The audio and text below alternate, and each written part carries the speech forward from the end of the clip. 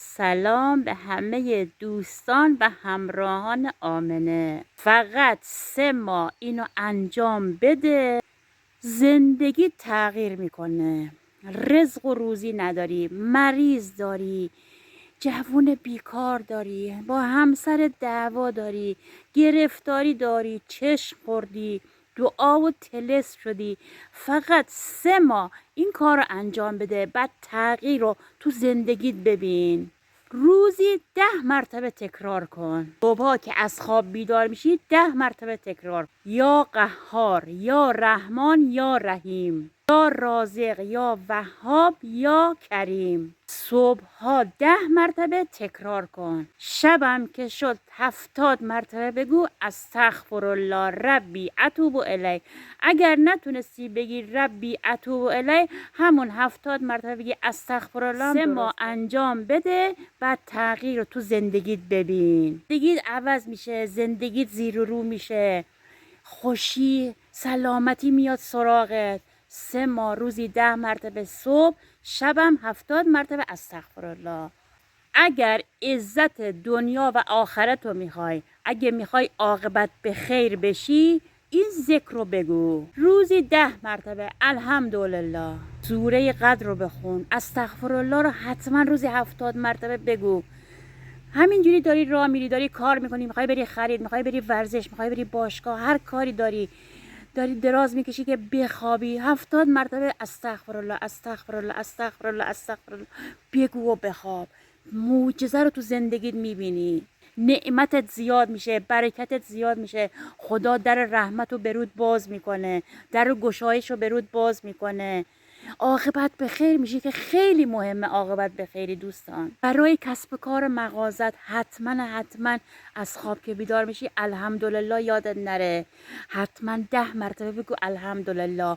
استغفرالله یادت نره. سوره قدر رو حتما روزی 1 مرتبه بخونین دوستان. اگر کلی نماز قضا داری، نماز نخوندی، به دلایلی نتونستی نماز بخونی، یه راهکار بهت میگم که انجام بده. نماز قضاهاتو بخون، انشاءالله خدا میبخشه و خودت هم به آرامش میرسی. میدونی چطوری باید نماز قضا رو انجام بدی؟ مثلا 2 رکعت نماز قضای صبح میخونم قربتن الله. سوره حمدو میخونی، میری رکوع، سبحان الله سبحان الله سبحان الله، بلند میشی، دوباره میری سجده، سبحان الله سبحان الله سبحان الله، از جا بلند میشی، دوباره سوره حمدو که خوندی، قنوت هم نمیخواد، دوباره میری رکوع، سبحان الله سبحان الله سبحان الله، میری سجده، سبحان الله سبحان الله سبحان الله، تشهدو بگو، بعد سلام آخر رو بده. السلام علیکم و رحمت الله و برکاته. انشاءالله هرچی نماز قضا داری، نماز قضاهاتو بخونی. بعد نماز ظهر 4 رکعته، سوره حمدو بخون، مرو رکوع، سبحان الله سبحان الله، دوباره میری سجده، سبحان الله سبحان الله.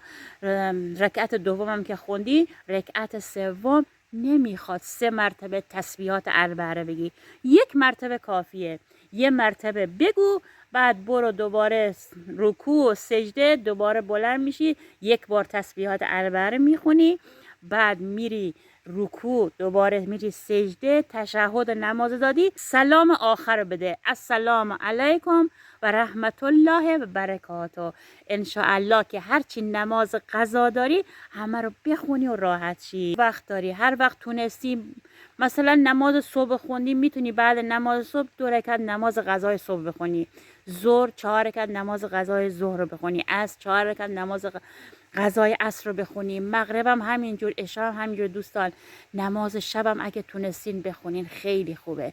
نماز قضاهاتو اینجوری به جا بیار. اگه میخوای رزق و روزیت زیاد بشه، برکت تو خونت بباره، مشتری برات تو مغازه بیاد، فراوونی مشتری داشته باشی، مشتری مغازه رو باز میکنی، 7 مرتبه بگو بسم الله الرحمن الرحیم.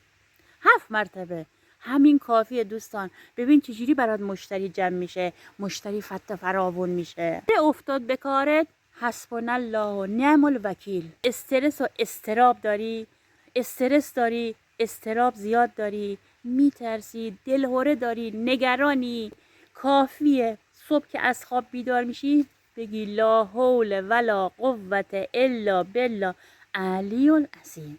بگو و گشایش رو ببین. برای فراوانی رزق و روزی، چون بیشتر دوستان میگن ما رزق روزیمون کمه، گرفتاری داریم، مشکل داریم، حقوقمون نمیرسه، پولمون کمه، سر برج که میشه اصلا پول نداریم. دوستان این کار رو انجام بده. یه ذره خاک مورچه بردار بیار روش آیه 11 سوره جمعه رو 7 مرتبه بخون رو خاک مورچه.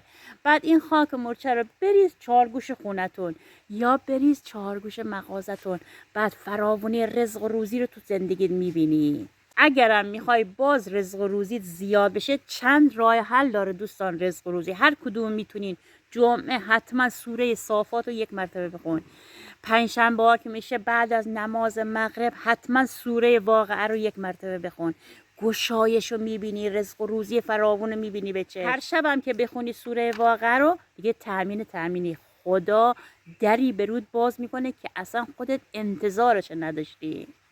به آرامش برسی. اگر شب خوابت نمیبره بیداری هی این ور میری اون ور میری خوابت نمیگیره 100 مرتبه بگو یا فتا یا فتا یا فتا یا فتا. به 100 مرتبه نرسیده خوابت میگیره. میدونستین اگر حرز امام جواد علیه السلام و همراه خودتون داشته باشین برای افزایش رزق و روزی، برای برکت تو خون زندگی، برای شفای مریض، برای اینکه شما را از بلایا و سنگینی های روزمرگی دور نگه داره، چقدر خوب حرز امام جواد همراه خودتون داشته باشین دوستان. حرز امام جواد معجزه میکنه. همراه داشتن حرز امام جواد دل و آروم میکنه، باعث افزایش رزق و روزی میشه. با حرز امام جواد خودتو بیمه کن، چون از طرف پیامبرانه، از طرف امامانه، از طرف امام جواد عزیزمونه، پسر آقا امام رضا. انشاءالله که حاجت بگیرین، حاجت روا بشین. میدونید چه جوری میشه با امام زمان ارتباط برقرار کنیم؟ انگار که داریم هر روز باش با گوشی حرف میزنیم، تلفنی باش تماس میگیریم. بعد از هر نماز واجب تسبیحات خانم فاطمه زهرا رو بفرست و 3 مرتبه هم سوره توحید رو بخون. ببین چه جوری با امام زمانت مرتبط میشی، ارتباط میگیری، انگار داری باهاش حرف میزنی، انگار جلوت وایساده داری باهاش درد دل میکنی. وجودت حس میکنی که امام زمان روبرود وایساده که داری باهاش صحبت میکنی. التماس دعا.